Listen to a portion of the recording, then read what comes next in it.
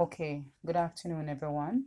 I am here just to share some tips with you to help you cope as a teacher while working from home. First, I want to encourage persons to do their daily meditation, right? We cannot make it without that supreme being that give us life, the strength to go on, among other things, right? So first of all, we need to meditate. Secondly, we need to have a daily plan. Have a plan of what you will be doing for a particular day. Revisit the plan at points in time to ensure that you are getting the task enlisted in that plan done. Thirdly, start your day early. If you are to begin your task by 7 a.m., right, then I would say give yourself at least a 2 hour start, 2 hours start to your day. Anything can happen, right? You can feel dragged during the time, and so it slows you down. So it is best to give yourself 2 hours in starting your work day. Fourthly, order your task after the workday is done. Look at the things that you'll have to accomplish before the start of the next day. Try your best to accomplish them. If you cannot accomplish them immediately after your workday, take some time to rest and relax.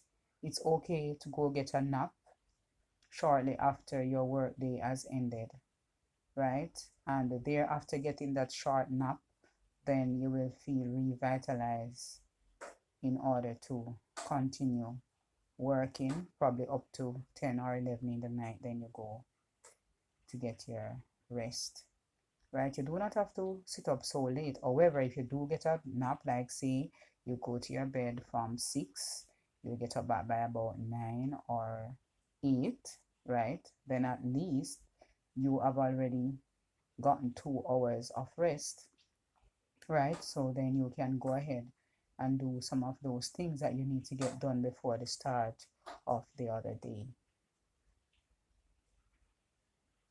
Never leave things required to do until the last minute. So if you have a deadline, say 2 weeks from now, to complete a task, right? It doesn't make sense you wait until close to the deadline to start doing the task. Do the task now while you have the time. If it is something to be submitted, do it now. Submit it even before the due date, right? And you can probably ask the person to whom you have submitted it to pin it to the top of their message box so that they will see it at that particular time, or you can send a reminder close to the due date that you had already sent in your stuff. But do not wait until the last minute to do what you have to do. Manage your time well. How do you manage your time well? Many of us, we are social animals, right? Otherwise, we like to be around persons, or we like to be talking a lot with others and all of that. If we know that we are that type of person, what we need to do, let us say that a person is in the kitchen doing their dishes, and they have a friend that call, and they realize, okay, this is your friend that you spend hours with on the phone. Instead of going to sit and talk with that friend, it is not business, it is just a social, it is a social interaction that you'll be having. It is not a business call. Instead of going to sit with today's phones, we can put our phones on speaker, so while you are doing the dishes, you are still interacting with the person, or while you are doing some other chores, you can still be interacting with the person. If it is a business call now, it is a different thing. Then you focus all entirely on that business call, right? But if it is just a social call, you can be doing something while placing your phone on speaker and speaking. Many of us, we end up wasting time without realizing, because we may be on the phone, we are socializing, but time is slipping by. Or probably it is a video we are probably watching a movie. Yes, we need to take time to rest and relax. However, if you realize that you have a lot to do, you may not necessarily be able to sit and watch the movie or 2 movies, 3 movies, right? When you have a lot to do, you have to prioritize. Is there another day when you could watch that movie? Or is it a movie that you could watch while probably you are writing? Or is it a movie that you could watch while you are ironing, right? So we have to learn how to multitask. Good. There are days we can say, okay, every Wednesday night it is friends night. That is the time when I'll be socializing with my friends. And it could be that Saturday is a day when I will call all my uncles, and you have a set time during the day when you'll be calling all of your uncles, or it is all of your in-laws, whatever it is. So you have a particular day, so you can order your life. You can order your life. Some persons do not like routine, but sometimes to get the job done and to manage like your life well without becoming stressed and unable to manage what you have to do, you have to order your life and set time to things that you have to do. And that is one way in which I get about doing what I have to do. Another thing that I do, I sing a lot, and I listen to music, and I listen to a lot of motivational speakers. So they help to inspire me. I listen to people who are great. They are world speakers. They have been on the world stage. I listen to people like Les Brown. And can I tell you about Les Brown? He has this. He has this thing about him. When he laughs, it's as if you have to laugh too. And so I listen to those things where you get to laugh, so you get to allow those adrenalines, those things that are positive, to rush through your body, right? So yes, I do that. I dance, I sing, right? Make my own music and all of that. So we have to find little things to do, and we must do our physical activities, because lack of physical activities can lead to stress. So being involved in some form of physical activities right there in your homes, you can be doing your dishes and you're dancing and singing at the same time while you're doing your dishes. It may be that you are sweeping your house or mopping your house, and while you're doing it, you're dancing and singing, and oh, we carry on, yeah, you just have fun, right? So we just need to know how to try and reshape our lives at this time, redirect our thoughts as well. And it's not good to complain. When we sit and complain, we never get to see the positive side of life. And we look at what is not instead of looking at what there is. What are the possibilities that exist? Yes, this may not be there, that may not be there. This is being demand of me, that is being demand of me. Can you meet these demands, and what can you do to meet these demands so that it doesn't become too burdensome? Let us look at students doing their work, right? We can sit and mark 50 pieces of work, stress ourselves out more, or you put the students in groups of 4, so you have less pieces of work to mark, right? Another thing, if it is something practical that they get to do, or if this is some drawing that they get to do, you can ask them to make the drawing big and clear enough in their books. So what you allow them to do, probably you use 5 minutes towards the end of your class to allow persons to show their work, and you can grade them from that instead of you having to go sit and examine. So they just show their thing right by their camera or their video, and you give them their grades immediately. It can be that you ask them to do presentation, oral presentation. They can give them the work like the day before to do their research, and they come back to present, and you say, okay, everybody will get 3 minutes. Person should come into the classroom early. There are some persons who will delay coming to the classroom and they get there late. You have to let them know that they need to come into the classroom early before the others and do their presentation before the others get there. It means that as soon as their other class end, They won't delay doing anything. They will come directly into your class. So probably while the others are trying to get in for the first 5 to 10 minutes or so, those persons would be in there from early to present their work so that they could get their grades, right? And the others know you could actually mark those online. So we have to know how to reduce our workload. Let them do the oral presentation, you listen to them, you grade them, let it be time specific, right? And if you take 15 minutes out of your class time to do that, others will be learning, they'll be developing their communication and presentation skills. So everything doesn't have to be where you have to be sitting down reading and marking. We have to work smarter, not harder, right? Another thing is that there are some persons after devotion they do not have a class for the first session. However, they have a form class to attend to between from 7:30 to 8 o'clock. Let us say you got up late that particular morning wherein you do not have a class immediately after devotion. If you get up late, instead of allowing yourself to be late for work, I would say to you, put on something presentable. Be there. It is not like you're in the physical classroom, you're still in your home. Be there for your form class. Then afterwards, you go and take your shower in preparation for the next class. So this is something that you can do. So if you know that you are running late in order not to be marked late, get dressed up just the same, right? Put on something, look formal, you will sit there, interact with your form class. As soon as you are finished in that one session, quickly go get yourself your shower and get ready for the next class. So we have to be smart at what we do, right? And communication, we need to communicate. So if, for example, my electricity is off and I have a phone, the phone is not operated by electricity. It is already charged.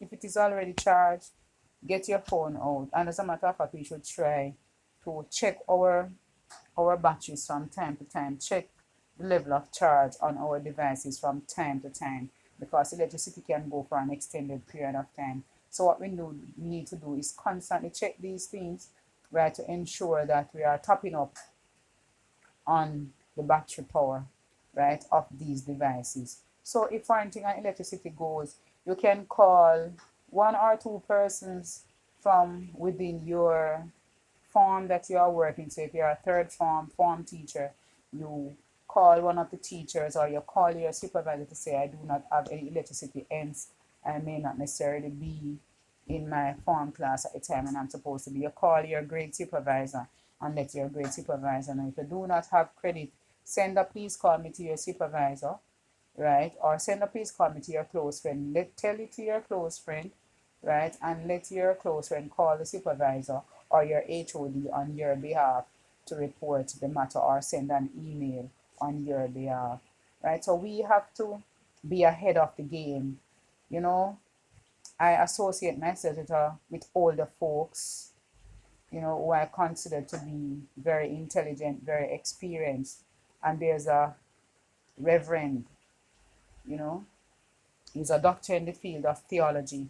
And he always say to me, Sister Campbell, you must be ahead of the game.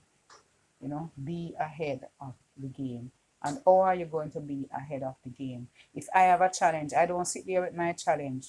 I am supposed to let my HOD know that I have a challenge. If I have a challenge, I'm not going to sit there with the challenge and let persons wonder, why did Miss Campbell not send in this stuff? Why did Miss Campbell didn't send in that stuff? Call the person, let them know that you're having a challenge, and as a result, you are not able to meet a particular expectation within a time that they expect you to meet that expectation in. So you need to be one step ahead of the game, right? And even when I was at the University of the West Indies doing my first degree, my bachelor's degree in geography, I remember as soon as I get my assignment, if I do not have a class immediately after that class wherein I got the assignment and it is in a lab that they gave me the work, I wouldn't leave the lab once no class is coming in.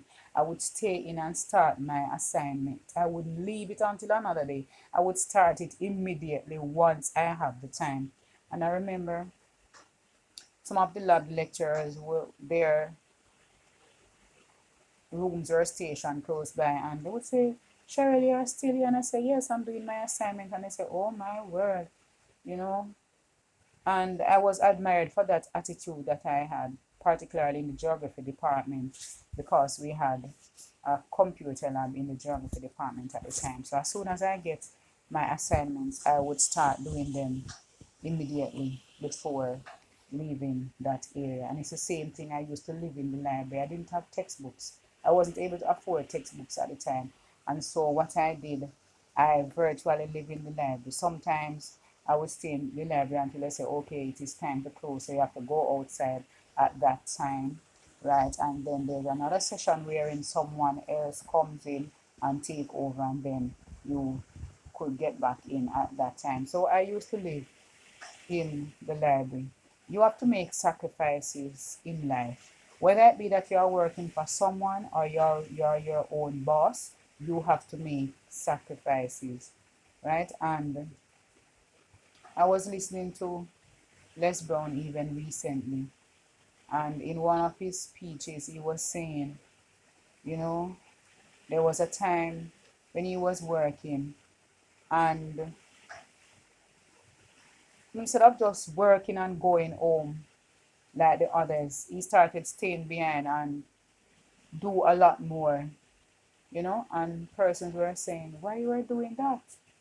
But then he was trying to explain to them that he believes that he was actually cheating his boss by just do the mere what you have to do and then just leave. What else can you do? What extra work can you put in? Right? And he said all of those things helped him along the way, not just doing merely exactly what you are expected to do and nothing else, right? And if you become an entrepreneur, you will realize that if people just do merely what they have to do and leave, that business will never be as successful as it should be. And it's the same way in working for others. We need to give our all. And if we are in a job and we cannot give our all, if we do not like it, it is best if we just leave. Because at the end of the day, sometimes it is not the money. It is not the money. It is really not the money. It is the lives that we can touch in whatever way. And the more lives we touch, it is the more that things come back to us. It sometimes puts you in awe. Why is this happening? Why, you know? Things are just happening, and I mean good things are just happening, and you are just in awe as to these things that are happening. But it's about the law of living, right? What you do unto others, it will come right back to you. And many of us, there's a good book called the Bible, and if we read it and really understand it, we should give up ourselves, just give up ourselves in service without even thinking about it and even thinking about the end result. Just give your all, because at the end of the day, the reward is coming back in a way that you didn't even expect it to come back. So this is my encouragement to others for now. Let us give up our best in service and remember that the true reward comes from above. And some of us, we will be working and we never get noticed by the persons around us. As a matter of fact, some of us, we are talked about negatively by those who were around us. Some of them, they do not put their shoulders to the wheel as those are put as others, and those who are putting their shoulders to the wheel, sometimes they are being pulled down by negative words that others are speaking about them. But I just want to encourage persons, do not give ears to what others are saying. Be you, be yourself, give your best, do your best, right? Let those who are speaking negative things stay there. You keep on climbing the mountain, let them stay there at the bottom. The landslide will soon cover them. Okay? So, have a good evening. You take care. Aim for the highest. Give your best in service, and the Lord will reward you richly. I am Cheryl Campbell.